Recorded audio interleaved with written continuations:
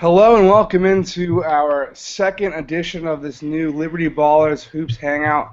My name is Jake Fischer, here hanging out with Jake Pavorsky and Roy Burton, two of my good pals. Actually, now we're called guys at libertyballers.com. What's going on, guys?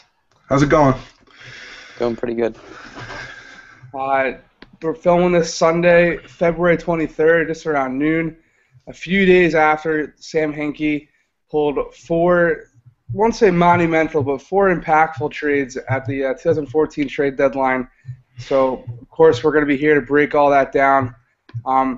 First things first, though, when all that stuff came out over Twitter and was reported and all that, we didn't really know quite what to make of it because we didn't know exactly what year the picks were that the Sixers got back in return. We weren't really sure what they gave up to get Eric Maynard. We'll break that down in a little bit.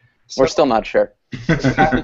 So you guys, when you put your head to your pillow Thursday night after reading Mike Levin's awesome trade deadline recap, what was your immediate reaction to those four moves Sam Hinkie made? Was it good, bad, or meh? We'll start with Jake. I mean, at the end of the day, I said that Sam Hinkie stole the show, and it wasn't at the point where he fleeced the team or anything. It was he did exactly what we wanted him to do, which was move Turner, move Hawes, and still get some value back. So when you look at the trades, you don't see the first-round pick that you were looking for, but you stockpile second-round picks, and that's the way the league is going at this point. The draft is so deep this year, and the draft's going forward. Talent starts to fall into the second round, and it's so huge to build up those second-round picks because now we have – I can't even count how many we have in the second round this year. So you have a chance to take a chance on a guy who might fall – or a project guy who say, okay, I'll take a chance on him. I have a couple more chances later in the draft to make things right and take a safer pick. So it wasn't. I'll say it was meh for the fact that they didn't get the first round pick, but they still got value and they moved Turner and Hawes, which is what we wanted them to do. Sam Hinkie made the day exciting. So yeah, right. I would agree with that. I mean, I don't read Mike Levin's articles, but I can pretend that I did read his article. And I'll say, seriously, though, it's really a mad kind of deal for that. Again, it's second-round picks are exciting, but, again, they're assets, and you got assets for guys who are going to walk in a couple of months anyway. So to get something for relatively nothing is a good deal. And now you have 7 draft picks coming up total. Well, hopefully 7 draft picks coming up in this summer's draft. 5 in the second round, 2 in the first round, hopefully. So you have some assets, again, and you can use these assets. I really doubt the Sixers will take 7 players this year, but, again, you can package a couple of those draft picks into picks for next year or, kind of do whatever you need to do to kind of, either move up this year or whatever you want. So, again, you got assets for 2 guys that, again, really serve no purpose here and we didn't want here in Spencer Hawes and Evan Turner and LaVoy Allen, I should throw in as well. So, again, all in all, it was good. I mean, again, he didn't, it's not an A-plus kind of thing, but, again, you probably weren't going to get first-round picks for 2 guys like that. Yeah, and one thing I will say is some people were tweeting at me, what's the point of getting a 2018 second-round pick? And this is definitely a long shot, but I have talked to a few guys within the front offices at the NBA D-League, and who knows, maybe by then there's a affiliation process in place where you can draft a second-round player and put him right under D-League and you own his rights, and you have 5 second-round picks and you put 4 of those guys down at Delaware. Maybe that's a thing that happens later down the line. Mm-hmm. So I think he's definitely one of the most forward thinkers in the league in that regard. So maybe he is thinking of something like that developing in a few years because what do you got? I think they got 9 second-round picks overall now from in addition to their own from this upcoming draft until 2018. So when you have that surplus of opportunities to take risks on players like Arslan Kasemi, who everyone has even forgotten about, he still was probably a pretty good draft pick by Sam Hinkie. There's so many opportunities for a guy like that to reap the benefits of the draft. And if you get 1 or 2 rotation players out of these, let's say 9 picks that they got over the next few years, that's really all you can ask for. I mean, again, these are second-round picks. Again, a lot of these guys are fringe NBA players for the most part. But if you get 1 or 2 guys, if you hit on a guy like, again, I'll go back to Hinkie's track record with Houston. Maybe not a Chandler Parsons, but like a Chase Budinger or whatever. If you get 1 or 2 of those guys out of this haul, then I think it's a pretty good deal. Yeah. So now that we've moved on and it's a few days later, have your thoughts changed at all about what the trades, what they got back in return? I'll start it off.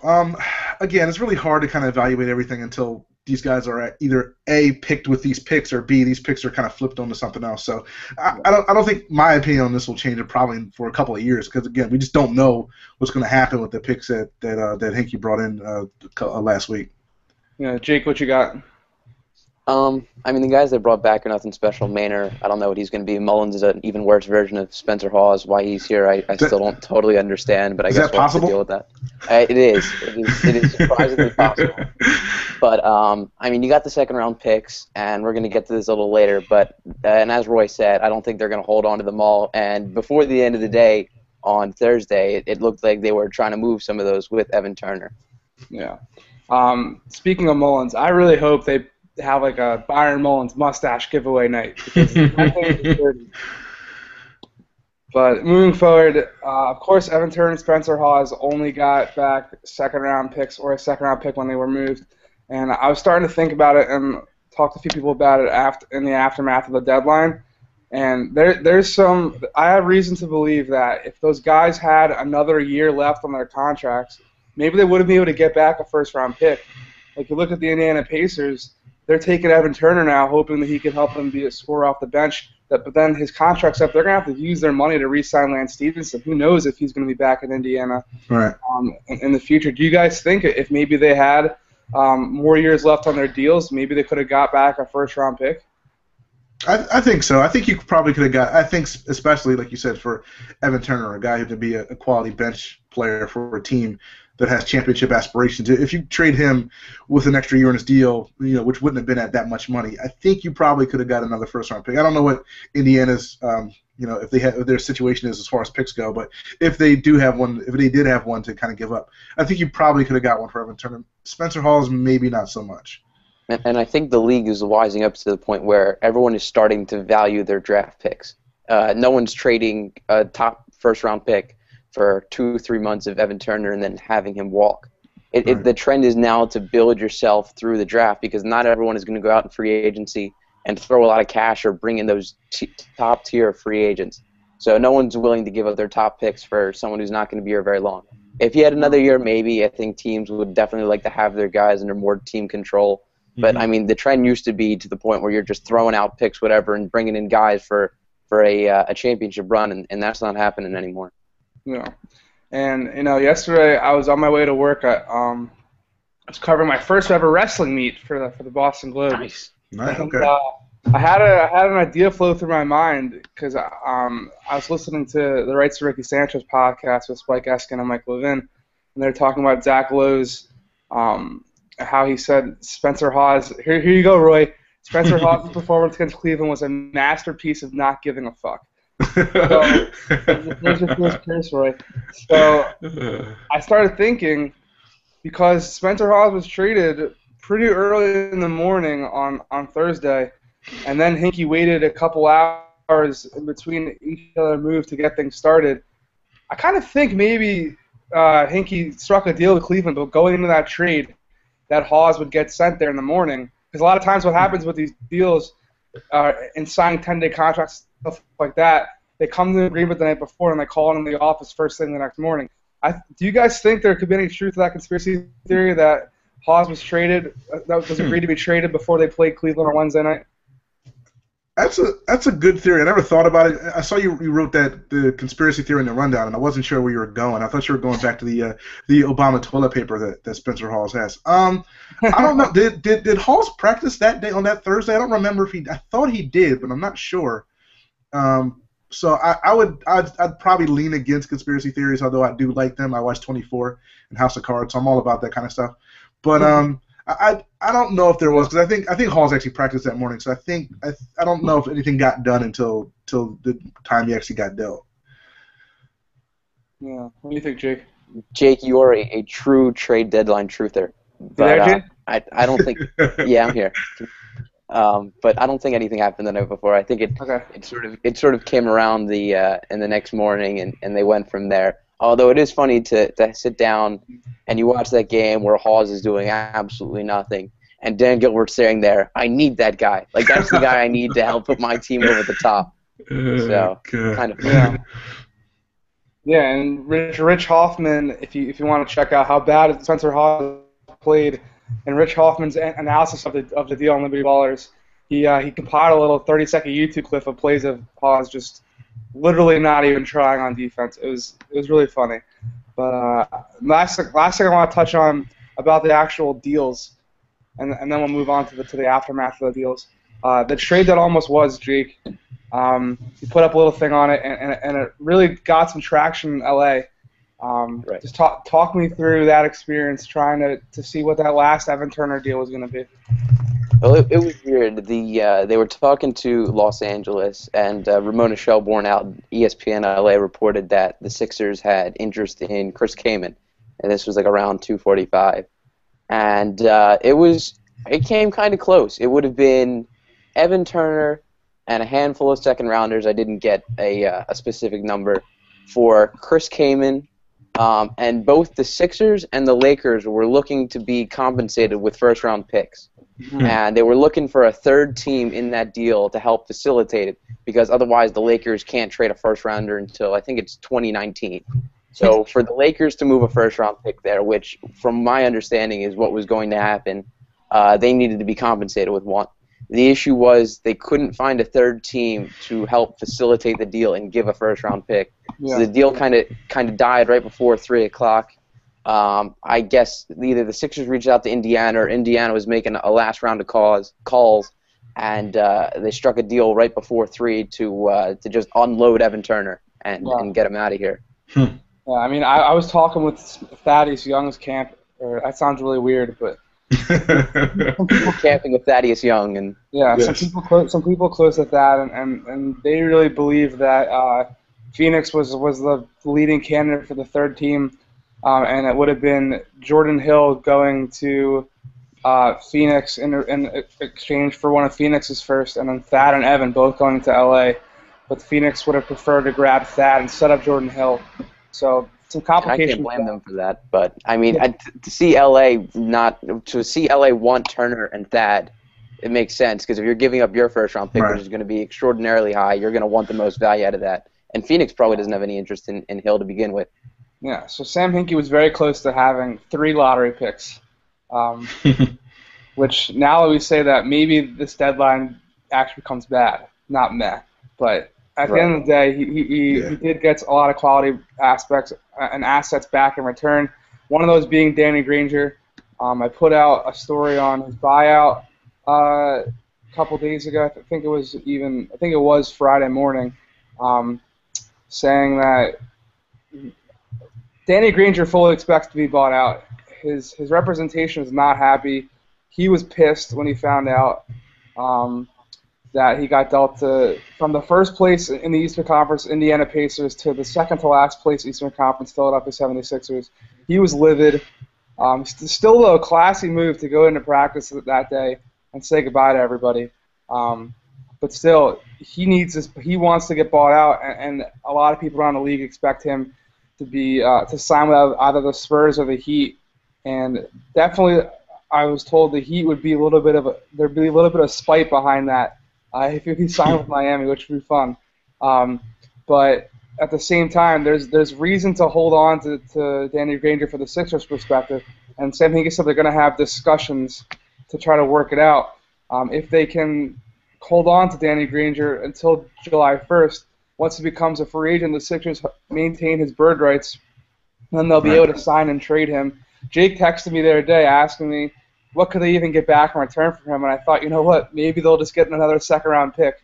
At the same time, that's better than letting this guy walk. He's definitely has a reputation. He was a one-time All-Star. What do you guys expect to happen I've been saying that I'm expecting a buyout by Monday. What do you guys expect? Well, I keep refreshing my browser because apparently Sixers practice is about to come to a close soon. So I keep hitting refresh on the Twitter feed to see if Danny Granger's actually there. Because I think that's we'll find out the answer within, we're taping this on the afternoon of Sunday. We'll find out the answer pretty soon on whether or not he's going to get bought out. Personally, I kind of want him here because I put $30 down in Vegas on the Sixers going 16 and over 16.5, and I need 2 extra wins. And Elliott Williams in the starting lineup is not going to give me those wins. So I need Danny Granger here. I mean, Danny Granger's garbage. I'll say that, but he's good and he's better than the Elliott Williams / Hollis Thompson / player X guy who's probably going to get 35 minutes for the next couple months here in Philly. But seriously though, I mean, Danny Granger again, he's an asset. I would like to hold on to him until draft night, because again, maybe you can use him and package him and kind of move up. From wherever you are with that Pelicans pick, maybe you can move up a spot or two with Danny Granger. Every time you have an asset, it's hard just to just let that asset walk for relatively nothing. So you can keep Danny Granger. There's no skin off your back, and maybe you can use him to your advantage come June. I think speaking of Vegas, Roy, that push on Friday night against the Mavs really killed me. They should have lost by 25 points. I don't know how they lost by 12. But Jake, you were saying? Never bet on the Sixers. That's just a death trap. But getting back to Granger here, I think when Philly was able to trade for him, I think they sort of understood the fact that he may not ever play. It just kind of worked out salary-wise. And if the Sixers got back Granger like 3 years ago, I'd be jumping for joy. But now he's 30. He's got a bum knee. At this point in his career, I don't think he's really playing for a contract. He's trying to. I mean, he's this close to contending for a title in Indiana. He gets shipped to Philly, which is arguably the worst team in the league. They're scraping the barrel here, and he's gonna want to compete for a title. And I can imagine that he's gonna sit down with Brown and Hinkie and say, "Listen, just give me my walking papers, and I'm trying to win a title. The money thing is not an issue for me anymore." Yeah. Well, speaking of Roy, you're hinting on how many wins more this team gets throughout the rest of the year. Whether have Danny Granger or not, we'll start with you, Roy. How many more wins does this team get? Oh gosh, what is it? What we have 26 games left now. Jeez, it's really hard for me to see them go worse than, I don't know, 6. Well, geez, they're terrible. 6 and 20 maybe down the stretch. I think they'll probably win 6 more. It's really hard to That's lose. a lot.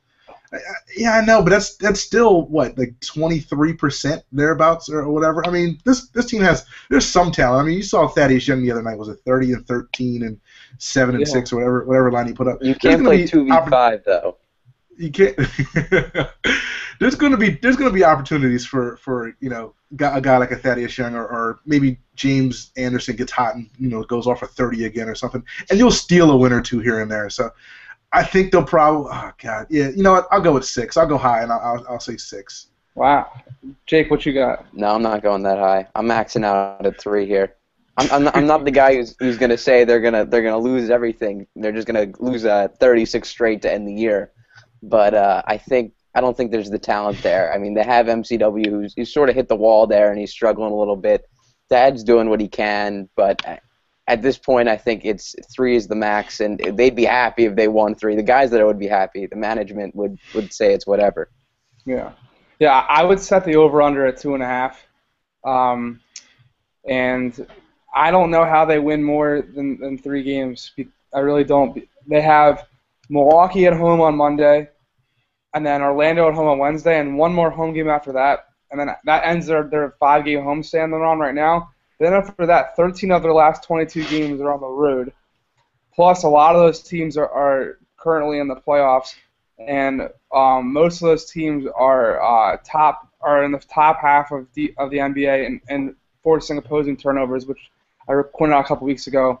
Talk about the last video cast is when they usually is not when they usually win.